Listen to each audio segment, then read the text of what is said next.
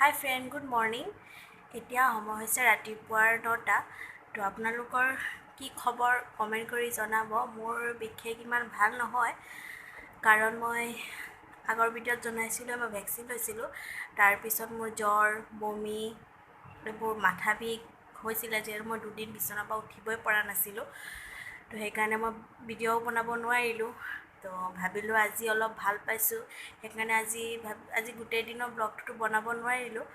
তো আজি আপোনালোকৰ লগত এটা চিম্পল সৰু এটা ৰেচিপি এটা লৈ আহিছোঁ, যিটো গৰমত খাবলৈ খুবেই ভাল আৰু প্ৰায়ভাগ মানুহৰে বৰ প্ৰিয় খাদ্য এইটো।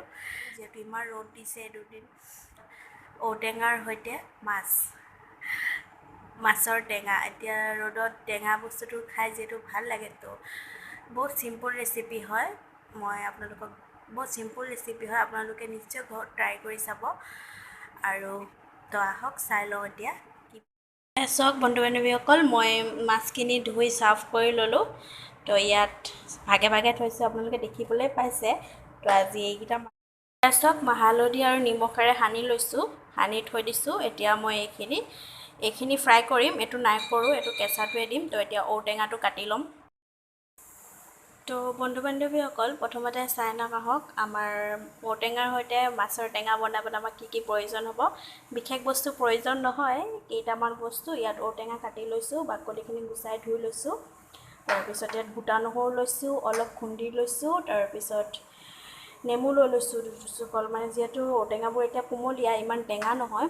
তো টেঙা নহয়, সেইকাৰণে নেমু চেপি দিম। তাৰপিছত ইয়াত মাছ লৈছোঁ, মাছ হালধি আৰু নিমখ সানি লৈছিলোঁ।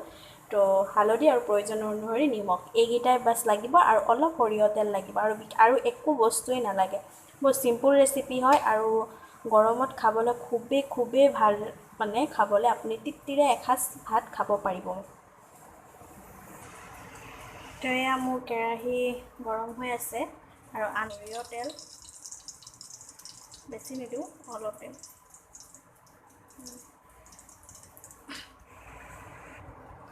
তো চব কেৰাহীৰ পৰা ধোৱা ওলাই গৈছে। তো তেলখিনি গৰম হৈ গ'ল। ইয়াত দি দিম এই খুন্দি লোৱা নহৰুকেইটা, প্ৰথমতে দি দিম।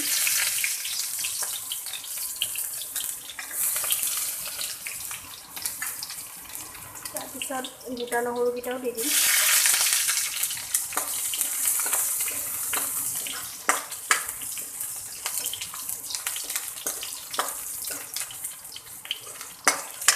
তো একদম ৰঙাকৈ নাভাজোঁ, অলপ দেৰি গ'লে বেয়া লাগিব, সেইকাৰণে আধা ভাজি ল'ম। তাৰপিছত দি দিম ইয়াত ঔটেঙা দিম।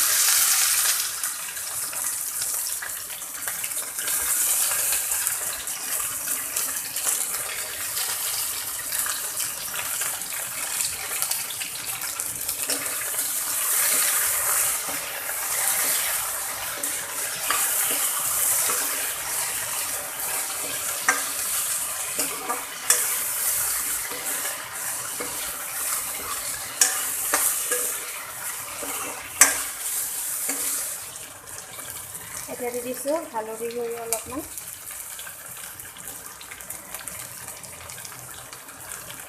আৰু যিহেতু এতিয়া মই নিমখটো অলপ দিম, আকৌ পানী দিয়াৰ পিছত আকৌ দি দিম নিমখটো। এইকেইটা অলপ ভাজি দিম, বেছি টাইম নাভাজি, অলপ এনেই ভাজি।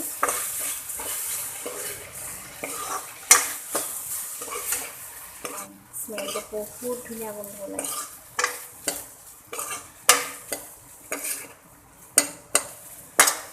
তো এতিয়া অলপ এইটো ভাজি হৈ থাকক, তেতিয়ালৈকে মই পানী এবটল ভৰাই লওঁ।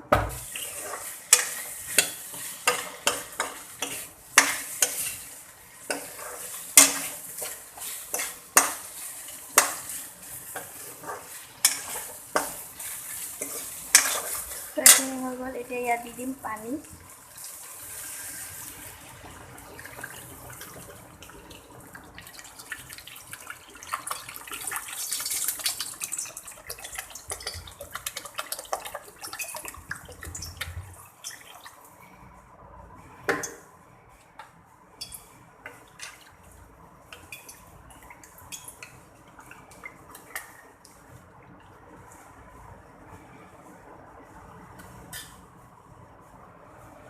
পানী দি লৈছোঁ। এতিয়া ইয়াত অলপ নিমখ দি তাৰপিছত ঢাকনি মাৰি থৈ দিম। পূৰা পানীটো উতলিবলৈ দিব লাগিব। 5 মিনিট সময়মান মই এইটো উতলিবলৈ দিম। 5 মিনিট সময়মান মই উতলিবলৈ দিম। চব পানীখিনি পূৰা উতলিছে। 5 মিনিট পিছত মই ঢাকনটো উতলাই দিলোঁ। তাৰপিছত এতিয়া ইয়াত দি দিম মাছখিনি। মই গোটেইকেইটা মাছ দিয়া নাই, এইকেইটা মাছ দিছোঁ। মাছকেইটা এনেকৈ দি দিম। দি পিনে আকৌ এইটো 5 মিনিটৰ কাৰণে এনেকৈ চব পূৰা উতলি আছে চব্জি। তাৰপিছত এতিয়া দি দিম ইয়াত নেমু চেপি। এইটো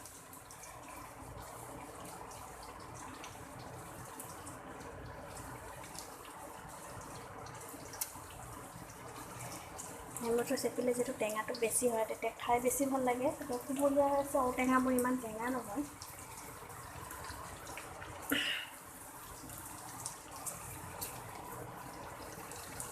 নেমু চেপি দিলোঁ। এতিয়া আৰু অলপ টাইম সিজিবলৈ দিম। তাৰপিছত হৈ গ'ল। এতিয়া আৰু অলপ সিজি নমাই থৈ দিম। এতিয়া হৈ গ'ল। এইটো গেছটো এতিয়া অফ কৰি দিম। বান্ধৱীসকল, ৰেচিপিটো চাই কেনেকুৱা লাগিছে নিশ্চয় কমেণ্ট কৰি জনাব। আৰু আজি ভিডিঅ'টো ইয়াতে সামৰি মাৰিছোঁ। বৰ ভালকৈ ভাল হোৱা নাই, সেইকাৰণে ব্লগ দিব পৰা নাই। তো সেইকাৰণে মই ভাবিছোঁ ৰেচিপি এটাকে দি দিওঁ, যিহেতু আজি মোৰ গৰমতো বহুত খাবলৈ মন গৈ আছিলে। তো সেইকাৰণে আজি বনালোঁ। তো ৰেচিপিটো আপোনালোকক শ্বেয়াৰ কৰিছোঁ। তো আজিলৈ ইমানেই। বাই বাই, টাটা, আৰু চেনেলটো ছাবস্ক্ৰাইব কৰি দিব।